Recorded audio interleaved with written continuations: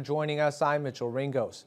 Two people have been charged with second-degree murder in connection to a death in the city of Dryden this week. OPP officers found the body of 28-year-old David Sinclair of Kenora when they responded to reports of an assault on White Avenue around 10 o'clock Wednesday night. 22-year-old Tyler Mitchell was arrested and charged with second-degree murder, with 29-year-old Wayne Gaynor Kijik also charged with second-degree murder, but with a warrant out for his arrest. A postmortem is scheduled for tomorrow, and anyone with information is asked to contact Dryden OPP or Crime Stoppers. And Health Canada has approved fourth doses of the COVID-19 vaccine this week for the remainder of adults, though the NDP say there needs to be more avenues to get immunized. The New Democrats have been calling for an expansion on the eligibility for a second booster shot for more than a week prior to Wednesday's announcement. The approval for everyone over the age of 18 is a positive, according to Northwestern Ontario's two NDP representatives at Queen's Park. However, they would have preferred it come earlier and see the shot available in easy access places like community clinics and doctors' offices. We always see what's coming down the pipe with the work that we see, and I know, like even in my in the riding of Koenig, there's last month, like when I was traveling, I wasn't able to travel to all communities, and I think it's a little bit too late, but I think at least it's going. I think that the question is that we need to then talk to those who've been struggling to get it and find out what would make it easier. If we can give it to local doctors, great, but not everybody has a local doctor. With the seventh wave of COVID-19 upon us and another anticipated in the fall, the province has extended the availability of rapid tests until at least the end of the year. The health unit encourages Thunder Bay residents to take advantage of the test, but to be wary of false negatives. The free tests will continue to be available from a variety of locations, including pharmacies or through schools. Workplaces can also order tests through the Chamber of Commerce, and the Thunder Bay District's Medical Officer of Health, Dr. Janet DeMille, says it's a good thing that the free tests remain available. She reminds people to read the instructions closely and to isolate for at least 5 days following a positive test result. She adds that anyone who is symptomatic should isolate even if they get a negative result. So we would still recommend you take those precautions. If you are sick, you maybe have another virus, you may have COVID, and you don't want to spread it around to other people. So we recommend the same precautions, and you could repeat that test like at 24 hours or at 48 hours, and it might turn positive, which would then help you confirm that you actually have COVID. DeMille also reminds people who are feeling unwell to stay home and have someone else pick up a test for them.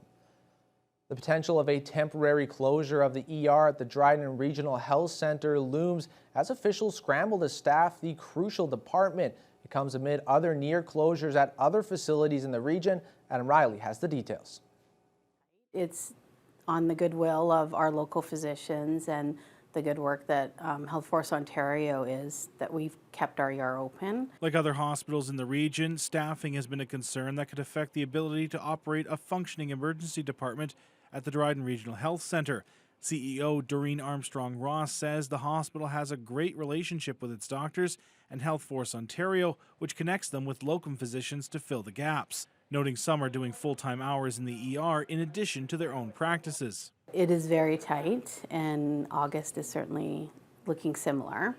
So it's a daily issue that we're looking at and ensuring staffing, and there's still COVID sick calls and that sort of thing. Compounding their issues primarily on the locum front is transportation due to the recent unreliability of timely air travel with delays and cancellations, which adds more strain on the traveling physicians who remain in very high demand. We've been hours away from our locum not being here yet with transportation. So that's some of the stuff that is being looked on regionally to get a better transportation system in place to get locums in and out. It's hard to get to our communities now. There's fewer flights that come right into Dryden. We are not only looking at physician shortages, but health human resource challenges across the board. Heidi West is the executive director of the Mary Berglund Community Health Centre in Ignace.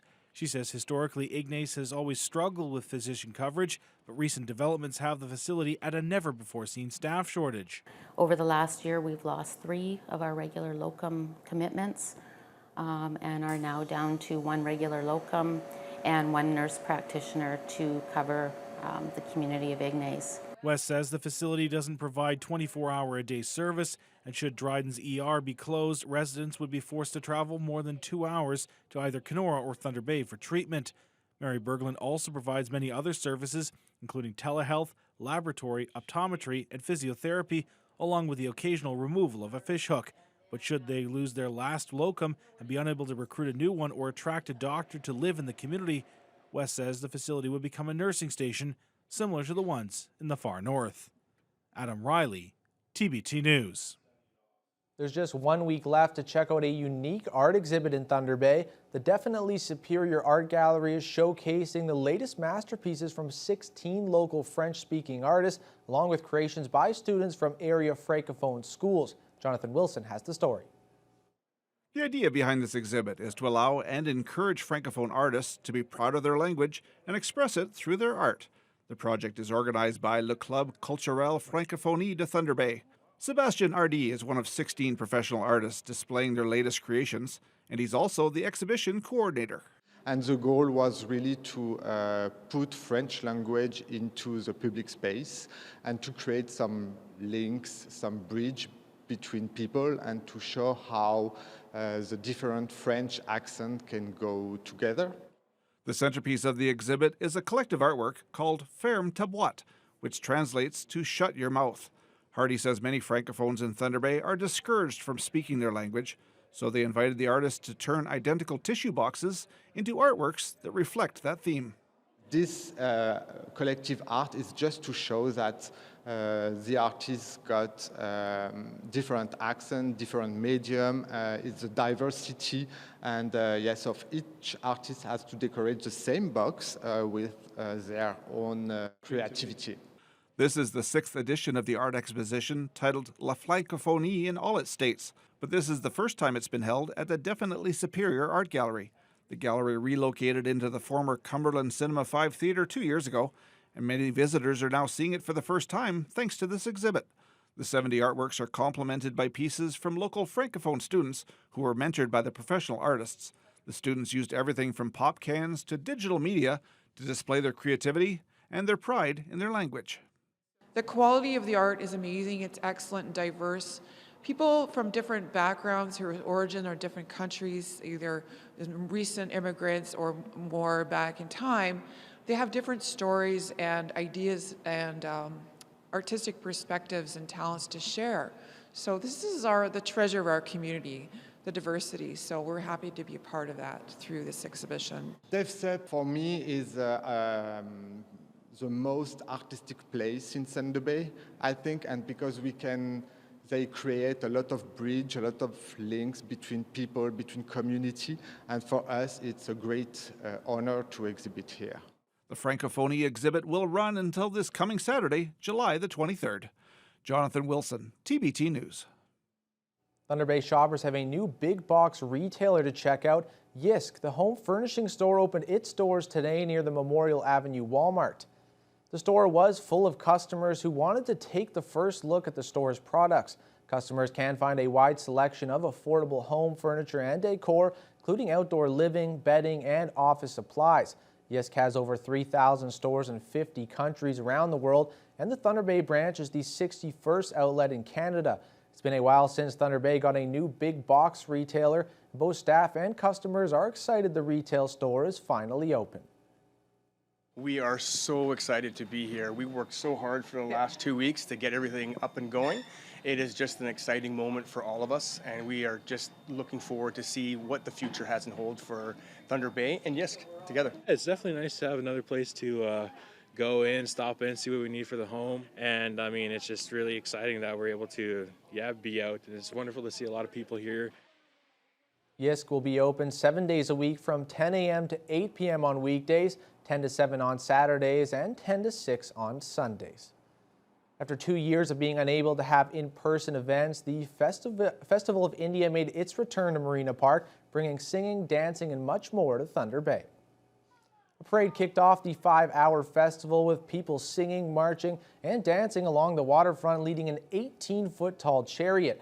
The event had a little something for everyone, as visitors could listen to the music and watch professional dancers on the main stage. Booths were set up around the park where visitors could get henna, browse the wares of different vendors, or check out the children's activities. A highlight of the event was the free food, with a long line of patrons waiting to try the Indian cuisine. The event was created to celebrate the food, music, cultures, and traditions of India, which event organizer Prashanti Johnny says through these festivities wants to promote unity and harmony for all. All are from different parts of the world, but we are here to love and serve each other and make the life joyful with celebrations. Everybody is invited to be part of the festivities. We have a lot of volunteers here helping us out, and that is the proof that community likes celebrations, and that is why we should take initiative to have many more like this. The festivities will continue at Marina Park tomorrow with the annual Festival of Colors. And we're now joined by sports anchor Kurt Black. Now, everyone having a lot of fun down at the marina today, but a different story for the Thunder Bay Chill as they're, trying to get over this heartbreak. Yeah, I'm disappointed we didn't get any of that delicious looking food. I know. But not as disappointed as the fans were last night at Chapels Park, as the Chills marched to the postseason. It came to an end. We'll have those highlights right after the break.